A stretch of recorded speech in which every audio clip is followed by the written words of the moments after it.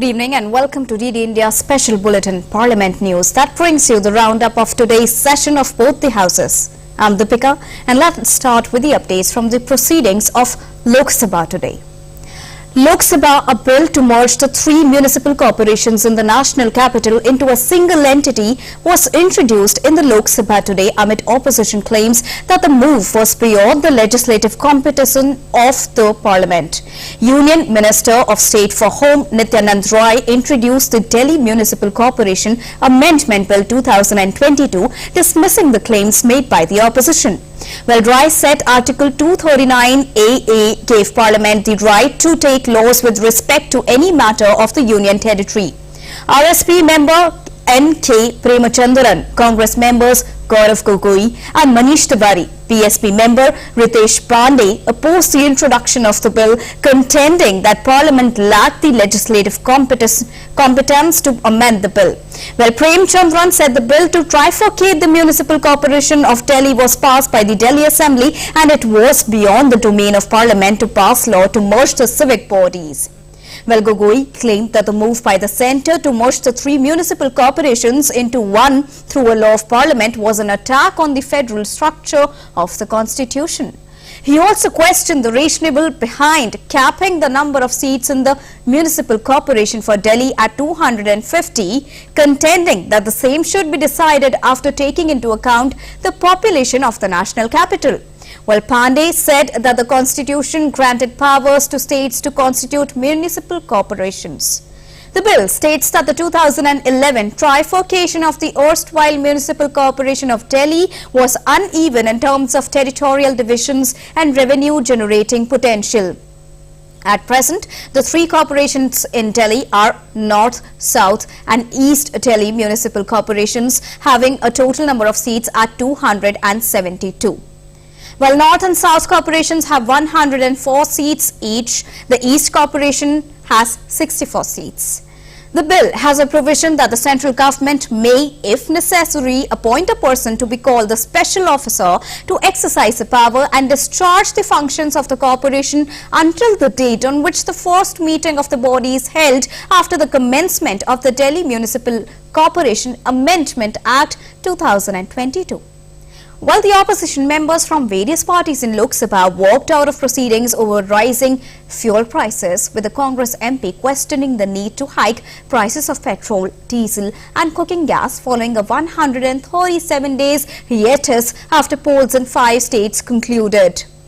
And the Congress member Gaurav Gogoi raised the issue of rise in fuel prices during the 0 hour, saying after inflation and uneven recovery of the COVID-19 pandemic, people needed a breathing space. He wondered why prices of petrol and diesel were increased 3 times in a week after a hiatus of 137 days. He claimed that tensions between Russia and Ukraine were simmering since December last year, but blaming the conflict now, the prices were hiked. And no one knows how many more hikes awaits the people of India who've just faced the virus of Omicron. They want an environment where they can do their business, but all these price hikes have increased the cost of businesses, especially the price of transportation, and this will lead to inflation, he further added. He, as well as members from various opposition parties, sought a reply from the government as to why, for 137 days, they managed to keep the prices stable. The said Finance Minister Nirmala Sitharaman, who was present in the House, should respond. Well, members including those from Congress, DMK, NCP, Left, Viduthalai Chirungathagal, Kutchi and IUML walked out of the House to register their protest on the issue. Initiating a debate on the finance bill in Lok Sabha, Congress member Gaurav Gogoi expressed concern over unregulated virtual digital assets such as cryptocurrencies and said the government should come out with legislation soon to prevent their misuse for purposes such as terror financing and drug smuggling. Well, the government is still sending mixed signals on virtual digital assets and there should be clarity on the definition of crypto, he further added.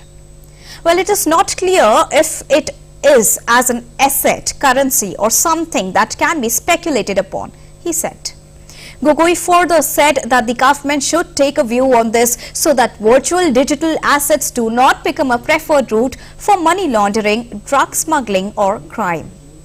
Finance Minister Nirmala Sitharaman earlier moved the finance bill for 2022-23 for consideration on the stock market. Gogoi said there are a lot of unregulated commercials on the social media that are luring people to invest in shares. It is another bubble waiting to burst, he said, adding that the government should take this also into account. Observing that every government wants to widen the tax base, he said high net worth individuals, which are the HNIs, are the biggest contributors to revenue mobilization. There has been an exodus of 7,000 HNIs from India since 2019, he further added. He wondered what is the ecosystem that the country is offering to wealth creators.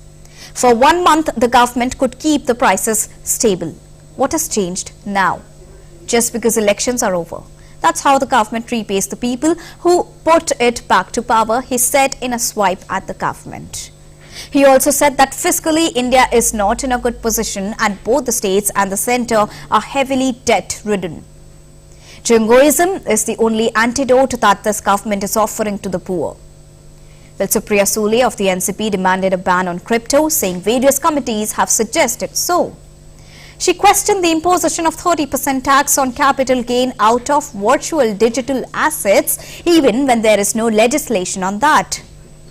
Union Law Minister Kiren Rijiju informed the Lok Sabha that the government has considered proposals for linking Aadhaar with the electoral rolls to check fraudulent voting and granting of online voting to Indians working abroad. Well, Kiren Rijiju said electoral fraud is a serious matter and the government is considering at the Union Law Minister's level how to check fraudulent voting. Linking Aadhaar with the electoral roll is one of the ways. As of now, linking Aadhaar is also voluntary.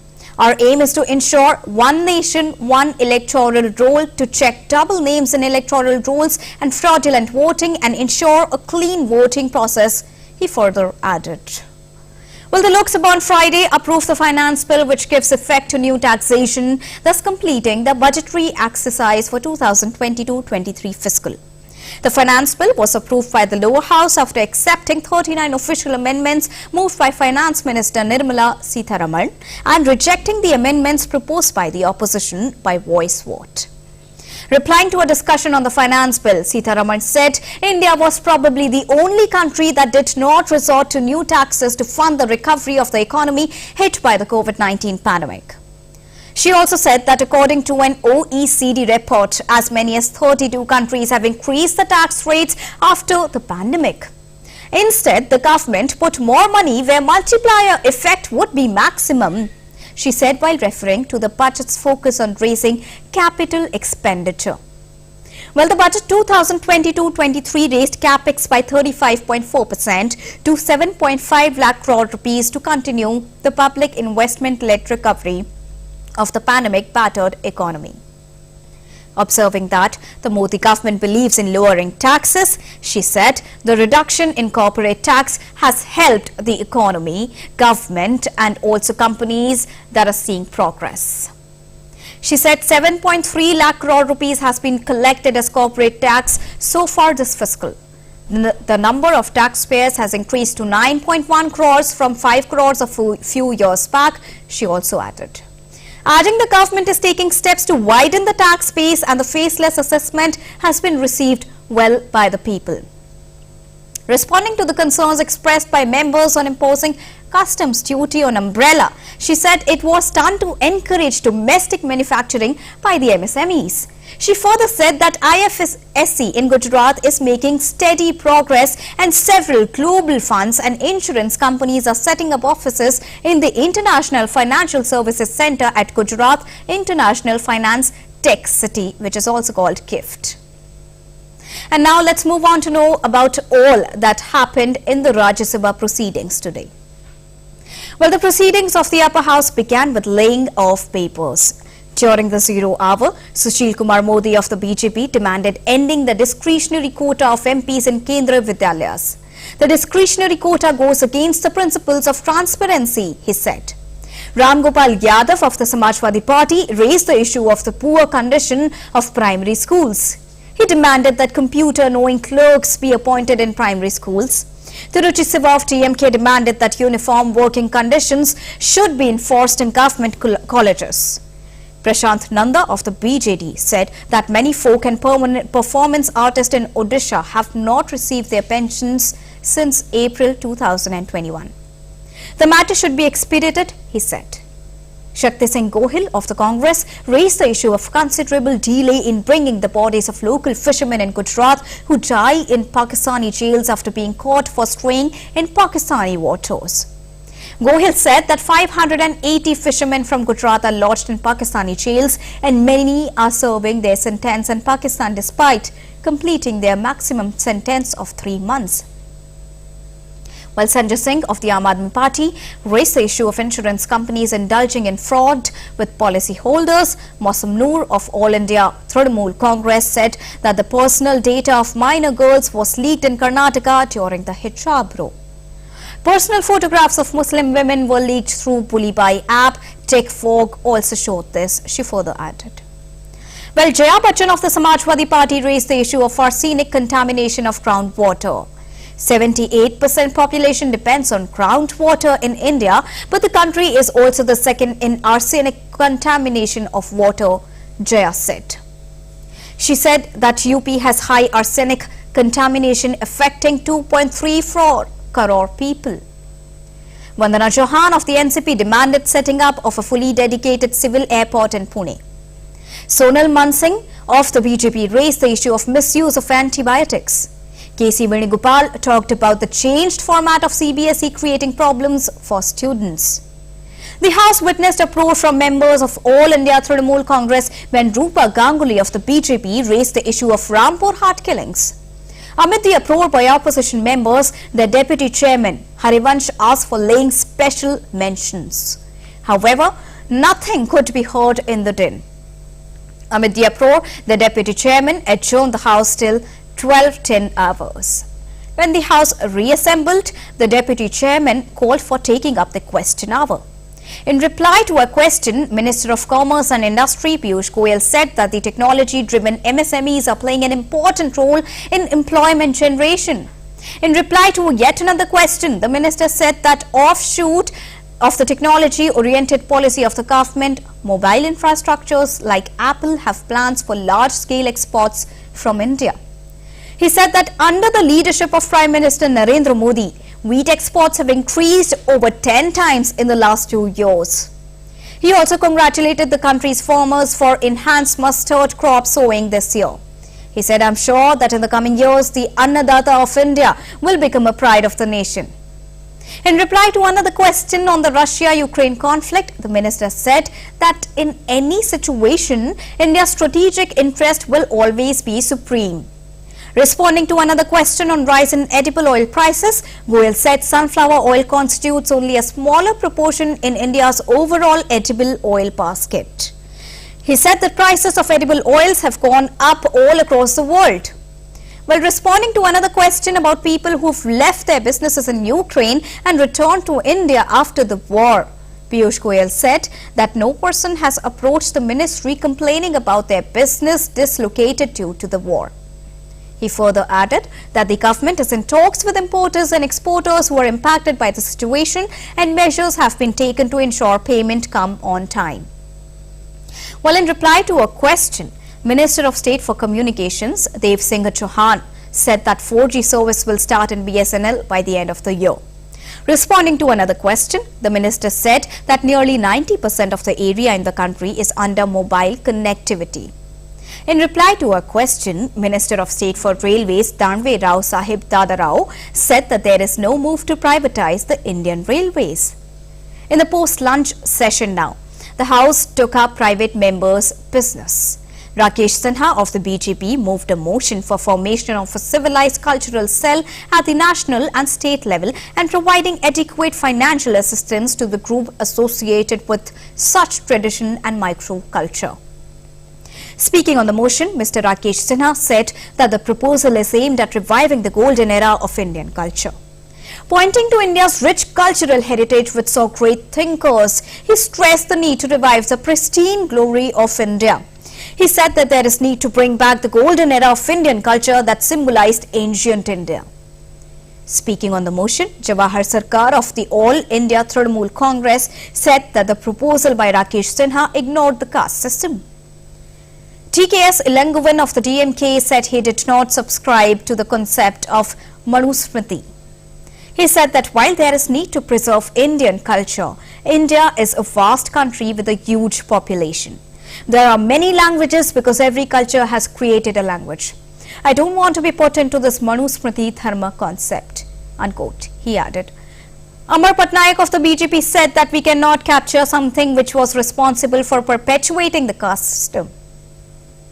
And the Manoj Kumar Jha of the RJD, opposing the resolution, said we cannot blindly criticize the Western system as it was the education brought to the country by the West that led to social reform.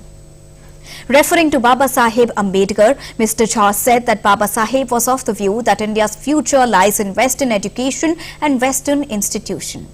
His photos are garlanded, but his views challenge your ethnocentric approach, he added.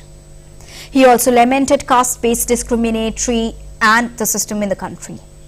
Sanjay Singh of Aam Aadmi Party said that 75 years after independence, we are still talking about Mahatma Gandhi. He said, and I quote him here, "It is through Gandhiji that we are recognized the world over.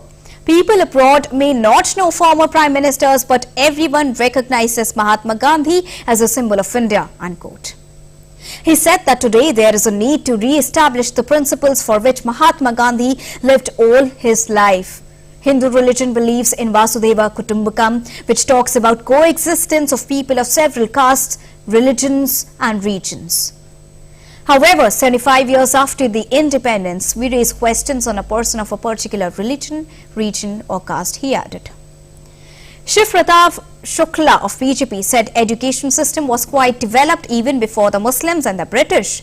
He said the Macaulay destroyed the Indian system of education as he believed that to establish British hegemony on India, it was important to destroy the Indian system of education. Ami Yajnik of the Congress, welcoming the resolution moved by Rakesh Sinha, said that India has a rich cultural heritage which needs to be revived. She said that today Indian students are making a mark abroad due to the world-class education imparted by the IITs and the IIMs. She lamented the poor infrastructure for education which led to several students dropping out of schools. She said, and I quote her here, "We need to provide infrastructures like libraries and schools to provide children access to education. This aspect needs to be included in the resolution," unquote. Prakash Javadekar of the BJP said that Indian culture symbolizes tolerance and diversity. Britishers destroyed the traditional Indian education system, he said. Kumar Ketkar of the Congress said that he opposes this resolution as it is based on a fallacious foundation. Vijay Sahasrabudhe of the BJP said that it is incumbent on the present generation to apprise the future generations of the glorious ancient era of Indian culture and education.